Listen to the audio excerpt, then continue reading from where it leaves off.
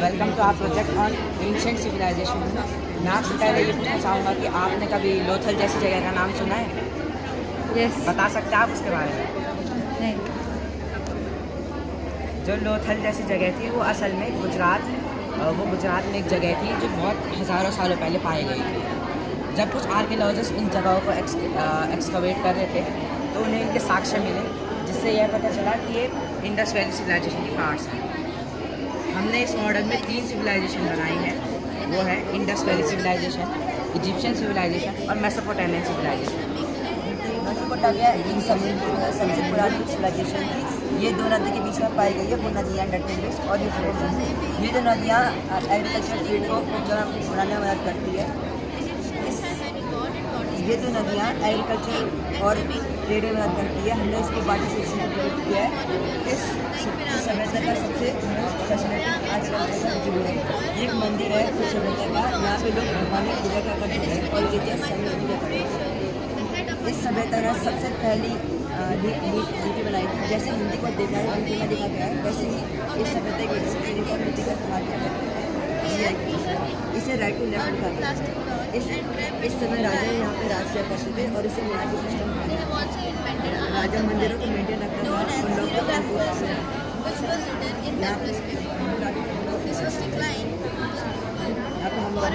गेरुआ कलर की रेत है, क्योंकि उस एरिया में रेड सॉइल बहुत ज़्यादा मिला जाता था, इसलिए हमने ये ऐसे कलर का दिखाया है। इजिप्शियन सिविलाइजेशन में येलो कलर का है, क्योंकि सैंड येलो कलर की होती है, तो हमने उसको ऐसे करके दिखाया है। और हमने मेसोपोटामियन सिविलाइजेशन में नेचुरल मड का यूज़ किया है, क्योंकि वहाँ पे ऐसी मड यूज़ करी जाती थी और इसे एलिगेंट सॉइल कहा जाता है। इन तीनों की तीनों सभ्यताओं की अलग अलग तरह की स्क्रिप्ट हुआ करती थी।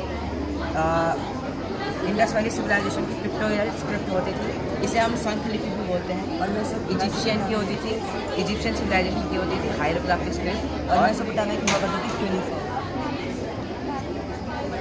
सबसे ज़्यादा अलग सभ्यता इनमें से थी इंडस वैली, क्योंकि इसमें ये सिर्फ एकमात्र सभ्यता थी जिसमें लैंड जो सिटीज़ थी, हर सिटी दो भागों में डिवाइड हुआ करती थी।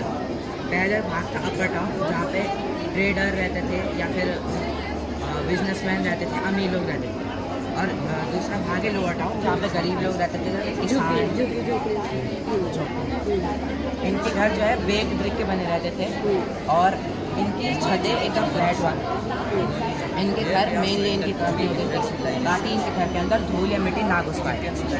और इनके पास बार्टर सिस्टम भी हुआ करता था। ये अपने जो गुड्स या फिर ये जो इम्पोर्ट करते थे या फिर एक्सपोर्ट करते थे, उन्हें इन वेट्स की मदद से उन्हें नापा करते थे। ये वेट्स हमने क्ले से बनाए हैं, लेकिन उस टाइम वो आयरन या फिर किसी और चीज़ से बनाए हुए वेट्स यूज़ करते थे। बाकी एक मॉन्यूमेंट है इंडस वैली सिविलाइजेशन का, ग्रेट बाथ। ग्रेट बाथ एक असल में एक बहुत बड़ा swimming pool, huge water tank था, इसमें लोग शुद्धिकरण के लिए नहाने जाते थे अगर इनके घर में कोई सेरेमनी वगैरह हो रही थी। तो उस टाइम पे ये पकी हुई ईंटों से बनता था और इसको एक वाटर प्रूफ किया जाता था स्पेशल टार से, जिसको बोलते हैं बिटुमेन। लेकिन इस मॉडल में हमने इसे प्लास्टिक के डब्बे से दिखाया गया है। और एक चीज़ थी वहाँ पे और स्पेशल चीज़ थी जिसको बोलते हैं हम सिटाडेल।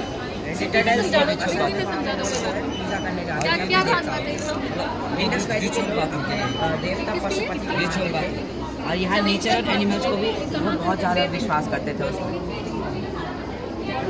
बहुत बढ़िया, शाबाश। नदी के कारण फ्लडिंग आई तो सभ्यता के ऊपर भी और उनकी फर्टिलिटी डिक्रीज करती है, क्योंकि इस सभ्यता का मेन ऑक्यूपेशन एग्रीकल्चर था। इंडस वैली सिविलाइजेशन के लोग बोलते हैं कोई एग्जैक्ट कारण नहीं है डिक्लाइन का, खत्म होने का, लेकिन ये माना जाता है कि सरस्वती जैसी नदी का सूखना या फिर आर्यन माइग्रेशन या फिर उनके जो दुश्मनों का इन्वेजन, वो उसको इसका डिक्लिनेशन का रीज़न माना जाता है। थैंक यू बेटा।